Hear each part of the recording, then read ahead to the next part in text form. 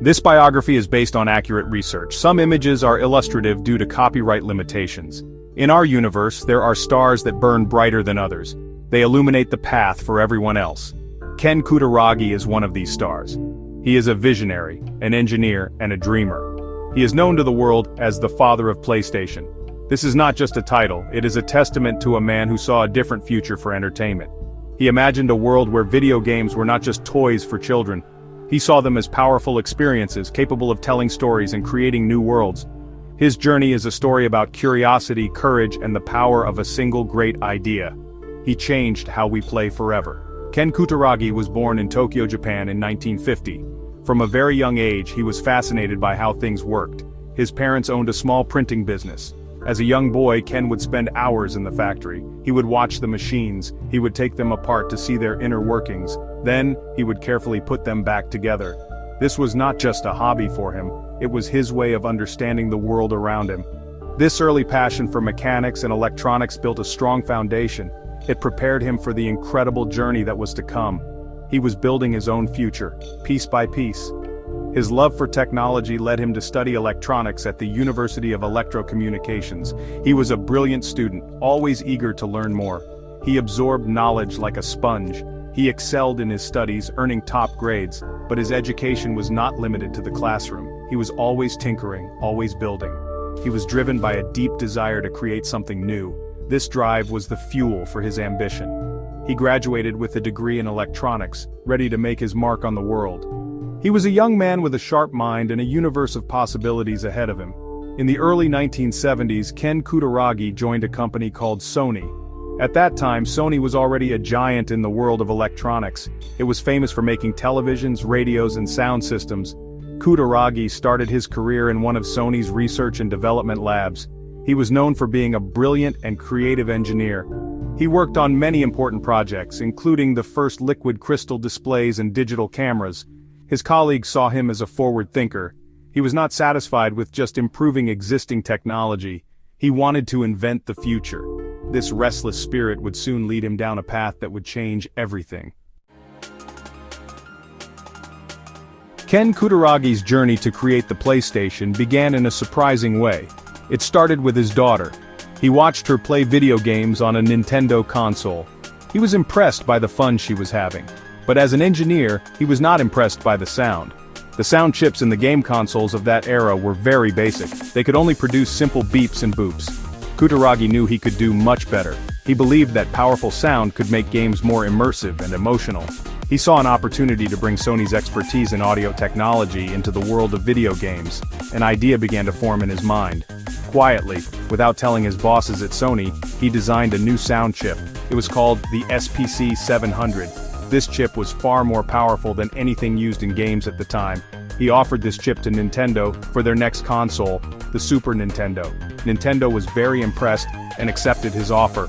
However, when Kutaragi's bosses at Sony found out, they were very angry. Sony did not see video games as a serious business.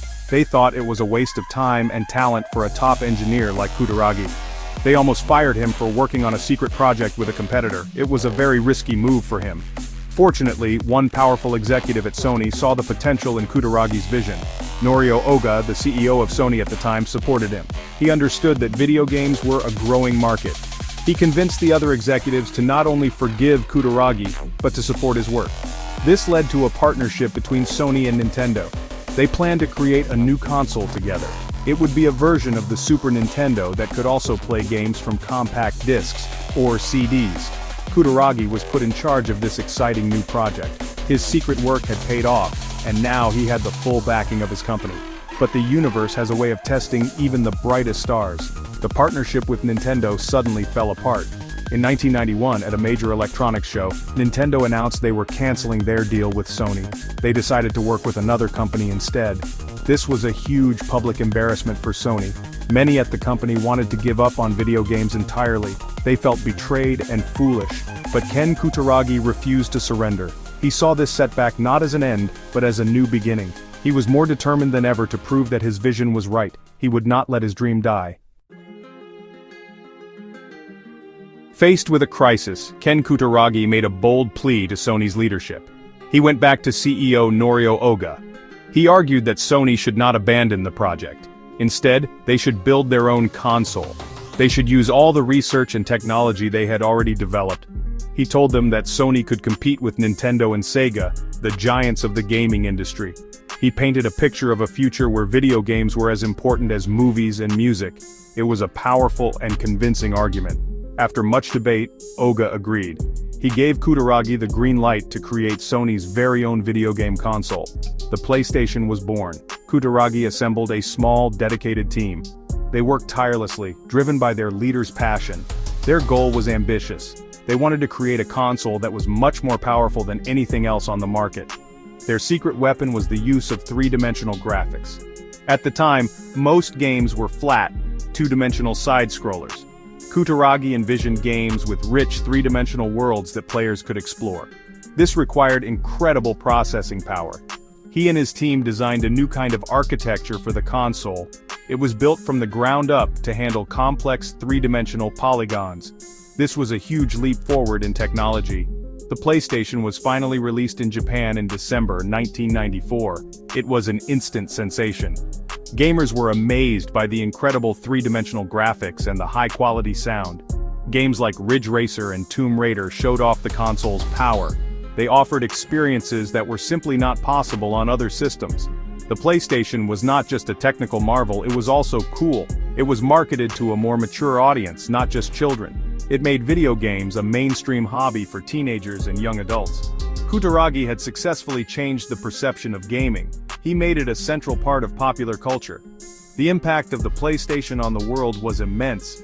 It sold over 100 million units, becoming one of the most successful consoles in history. It completely changed the landscape of the video game industry.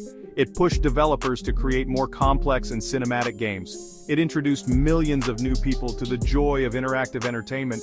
Ken Kutaragi's vision had become a reality. He had not just built a successful product, he had created a platform that would launch countless iconic games and franchises. He had built a new universe for players to explore, and it was a universe that was here to stay. Ken Kutaragi's journey was not without its challenges. Even after the success of the first PlayStation, he faced resistance. He went on to lead the development of the PlayStation 2, the PlayStation Portable, and the PlayStation 3.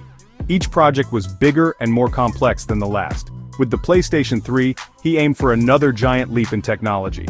He pushed for a powerful new processor called the Cell chip. This made the console very expensive and difficult for game developers to work with. The PlayStation 3 had a difficult launch. Many people in the industry and even within Sony questioned his decisions. Despite the criticism, Kutaragi stood by his vision. He was known for being a tough and demanding leader.